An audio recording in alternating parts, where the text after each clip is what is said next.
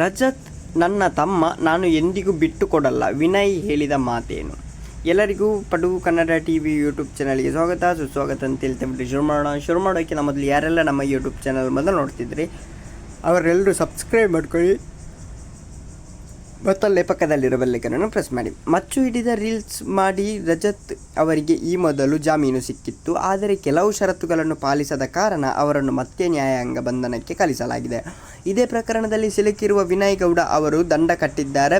ಜೈಲು ವಾಸದಿಂದ ಸದ್ಯಕ್ಕೆ ಅವರು ಬಚಾವ್ ಆಗಿದ್ದಾರೆ. ರಜತ್ ಬಗ್ಗೆಯೂ ಅವರು ಮಾತನಾಡಿದ್ದಾರೆ.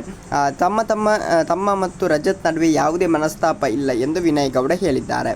ಯಾರೇ ಆದರೂ ಕೂಡ ಜೈಲಿಗೆ ಹೋದರೆ ನೋವಾಗುತ್ತದೆ. ನನ್ನ ಪ್ರಕ್ರಿಯೆ ಮುಗಿಸಿಕೊಂಡು ಹೋಗುತ್ತಿದ್ದೇನೆ. ರಜತ್ ತನ್ನ ಸ್ನೇಹಿತ, ಸಹೋದರ, ನಾನು ಅಣ್ಣನ ಥರ ಎಂದು ಅವನೇ ಹೇಳಿದ್ದಾನೆ.